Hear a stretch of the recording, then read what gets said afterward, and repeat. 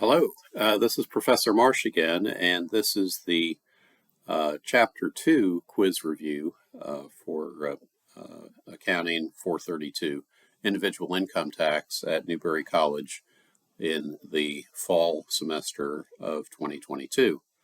And so let's get right to that quiz and take a look at the multiple choice section. The first question is, let's see, number 1. The maximum gross income threshold for filing a tax return is for which filing status? So the maximum, the highest gross income threshold for filing a tax return is for which filing status? And you can see that the choices are A, single, 65 or older, B, head of household, C, married filing a joint return, both spouses 65 or older, and that is the correct answer, by the way. D, surviving spouse 65 or older with a dependent child. So the correct answer was C. And if you look at the chapter, you will see that there is a table at the beginning of Chapter 2 that has the various filing statuses, stati, I guess, and what the 2022 gross income requirements are. This is on Chapter 2, page 2-2, and you can just look at that exhibit 2.1, and you see that the largest number is 28,700, and that's for married filing a joint return, both spouses over 65, like me. So in any event, that's the first question.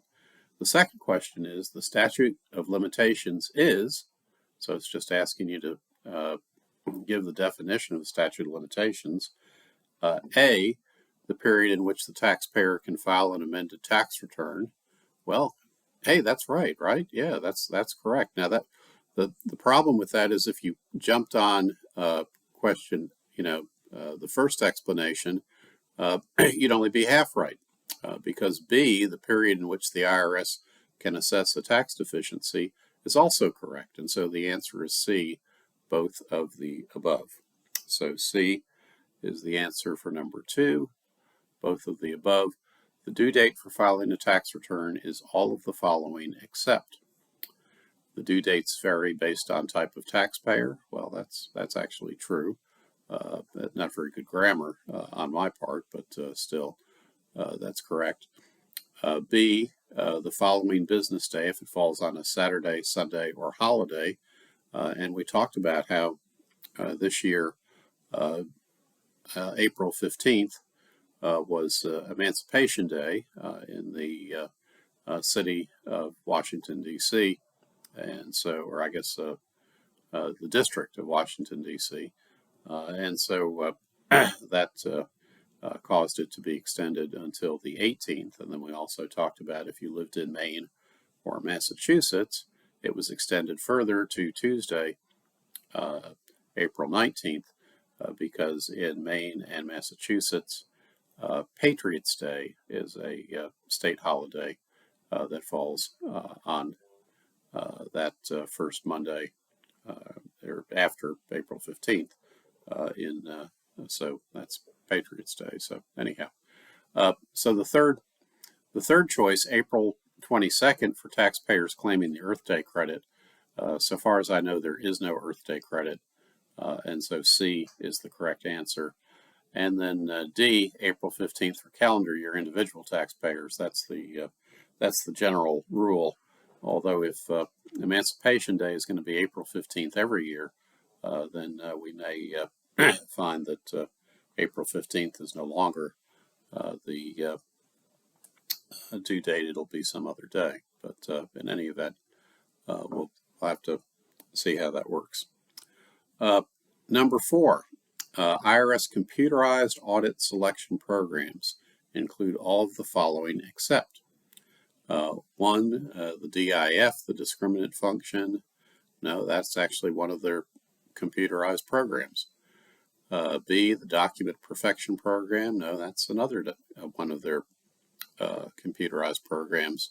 And C, information matching program. That's also one of the IRS's computerized programs. So the answer must be D, the TurboTax program, which of course is not an IRS computerized selection program. So there you go. D, TurboTax. That's number 4. Number 5. Currently, the IRS audits the following percentage of tax returns annually. A, more than 50%. No, that's way too much. Maybe they'll start doing that when they have the 87,000 new agents, but we'll see. B, 25 to 50%. C, 5 to 10%. None of the first 3 are correct. The correct answer is D, less than 1%. And I suspect that even with 87,000 additional agents, it's going to be difficult for them to get up much above 2% on an annual basis. Number 6, a national court whose judges are tax experts who only hear tax cases first choice is the U.S. District Court. That's not true. B, the U.S. Supreme Court. That's not true. 6C, the U.S. Tax Court. That is true. That is true. So C is the correct answer. And the U.S. Court of Claims is a court of first resort for tax cases, but it is not. It's broader than that. It hears all sorts of claims against the government, but that does include claims for tax refunds, but it includes a lot of other claims too, contract disputes and admiralty and all sorts of crazy things. So anyhow, number 7, 3 types of IRS audits are A, correspondence, office, and field. And we talked about this in class, and yes, that is those are the 3 types, and the others are just decoy answers. So don't pay any attention to that. Then number 8, the main statutory authority for federal taxation and second in importance after the U.S. Constitution is A, letter rulings. No, that's not correct. B, state revenue statutes. No, that's not correct. C, the Internal Revenue Code of 1986. That is correct. And D, the Internal Revenue Code of 2022. There is no such thing. We are still working with the Internal Revenue Code of 1986. To my knowledge, the first Internal Revenue Code was from 1939. That lasted until 1954 when it was replaced by the Internal Revenue Code of 1954. That's the one that I started practicing under. And then in 1986, when they had the big Reagan tax bill, that changed the name of the tax code to the Internal Revenue Code of 1986. Now, that doesn't mean that it's been the same since 1986. They update it almost every year. The tax code was just recently updated, and there are provisions in all sorts of congressional bills that are signed into law by the president, which contain tax code modifications, but it doesn't change the name of the code. The name of the code is the Internal Revenue Code of 1986, and that's the one we're practicing under today. Okay, and it's second in importance to the constitutions. The income tax amendment to the U.S. Constitution is, and you had your choice, 15, 16, 17, or 18. The correct number, which is right in your book, is 16. So the 16th Amendment is the Income Tax Amendment. The highest judicial authority with the power to settle tax disputes between the taxpayer and the IRS is the U.S. Supreme Court. And you can see that on page 2-8, and I believe it is also discussed later on in the chapter, but you can see the path to the U.S. Supreme Court starting at the bottom of the page. And if you go to the U.S. Tax Court Small Claims, you don't get appeals. But if you start in any of the 3 original courts, the U.S. District Court, the U.S. Tax Court, or the U.S. Court of Federal Claims, you can see the line permits an appeal up to the circuit courts and then on to the Supreme Court. So that's that. And then the language that says that the U.S. Supreme Court is the highest judicial authority, that's on page 2-14. Okay. Private letter rulings, this is number 11, are commonly sought for what purpose? Now, this was a little unclear and maybe a little confusing because the correct answer was just an example of the type of purposes that private letter rulings could be sought for. But the correct answer is B, to make sure that a corporate transaction, such as an acquisition, receives tax-free treatment. And of course, none of those other answers, they're all decoys. None of them are discussed in your book.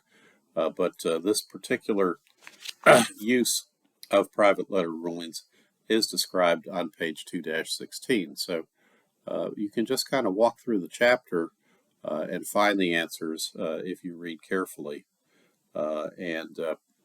So, please be very careful in answering your quiz questions because several people missed this, and if you got it right, it means you were a careful reader because it's right on page 16 in chapter 2. Okay, on to number 12. Number 12, the 5 steps in tax research include all of the following except. Well, the document and communicate the results. No, that's one of the steps. Understand the facts. That's one of the steps. Locate relevant authorities. That's one of the steps.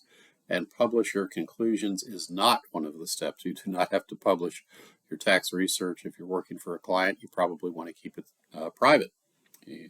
Both accountants and tax lawyers have obligations to preserve the confidences and privacy of their clients. So publish your conclusions is not the correct answer. And you can find the answer to that question in the box, the Key Facts Tax Research, right there on page 17. We will be having a session on tax research, including one of the schools, one of the Newberry College's librarians.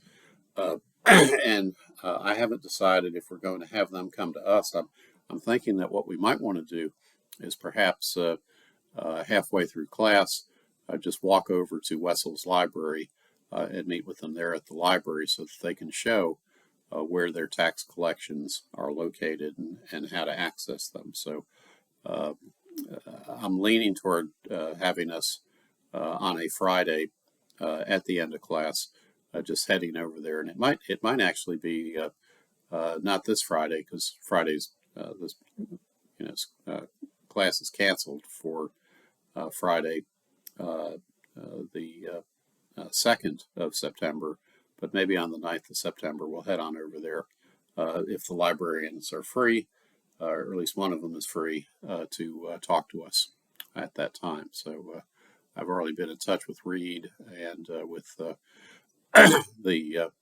others who sometimes come to classes, and we'll see who can talk to us. Okay, that was number 12. Number 13, in analyzing tax authorities, when the answer hinges upon the facts and circumstances of the transaction, it is called, well, hey, it's a question of fact, right? That was pretty easy. So A is the correct answer on number 13, and you'll find that right on page 2-19 as you read your book. And then last multiple choice question, the publication issued by the IRS providing regulations governing tax practice and applying to all persons practicing before the IRS. So this is in your professional responsibilities material. It is called Circular 230, and that would be answer B, Circular 230. So Form K1 is one of the forms that will accompany a tax return. It's a reporting form for partnerships and other flow-through entities. Regulation A is a Securities and Exchange Commission form. That's in the wrong course. And Form 1040, of course, is the individual income tax return. But the professional responsibility rules that were issued by the IRS are Circular 230. And so that's basically the rules of professional conduct for people who practice before the IRS. So in your book, they have an example of tax research, and this is Exhibits 2-9 and 2-10. And so there's a lot of discussion of the J.R. Huntsman case and whether or not you can take a deduction for points paid for a mortgage on a principal residence, whether you can take the interest deduction for the points that are paid. Now, as we're going to find out, when they had the 2017 Tax Act, they severely restricted the deduction for taxes, but the interest deduction was tweaked a little bit, but it still allows for a pretty good deduction. And so points under the Huntsman case are considered to be deductible. But you'll see that there was a difference in authority between the Eighth Circuit, which allowed points to be deducted, and some of the other circuits that didn't. And so there's a discussion of the Huntsman case, and on page 2-15, there's also a discussion of the Golson rule, which is a rule that says when you've got a conflict in interpretation between the tax court and some of the circuit courts, or among the circuit courts, until you get a decision from the Supreme Court that settles the matter, there's a requirement that the tax court has to apply the rule of the circuit that you happen to be in when they're deciding the tax court case. So, in other words, if you know that the case is going to be appealed up to a circuit that has precedent that favors the taxpayer, you have to apply that precedent. And if you know that the circuit that the case would be appealed up to has precedent that favors the IRS, then you have to apply that precedent. So, in any event, that's the Golson rule, and that is a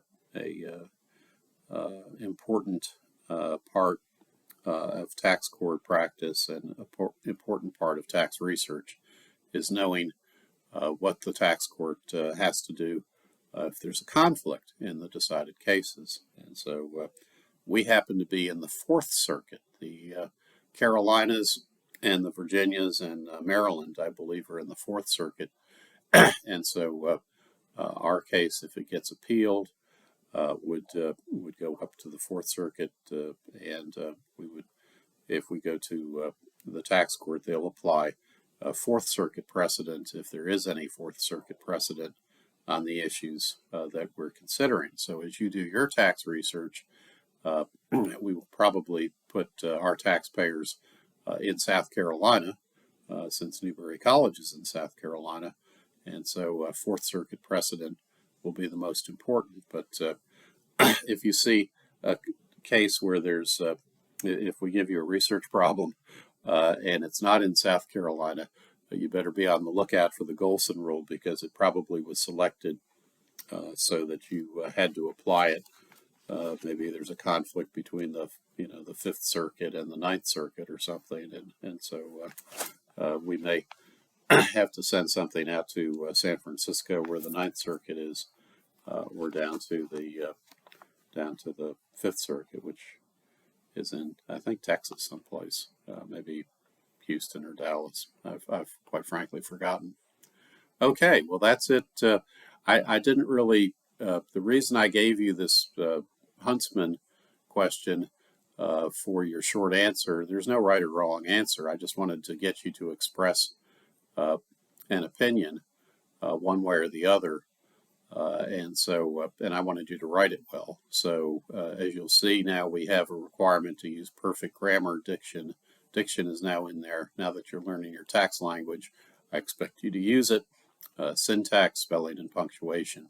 So that's the quiz number 2, and I hope you all did well. I'm getting ready to grade it, so I will grade it and ask any of you who have not taken the quiz yet. I know there's 1 or 2 of you who had to miss class and didn't take the quiz, or didn't have an opportunity to do it because of a personal situation, to not not look at it yet, I'll put a notice of that when I post it. So anyhow, good luck with your work, and keep up with your reading, and on to chapter 3, which will be next week. We'll talk to you later, and have a great day.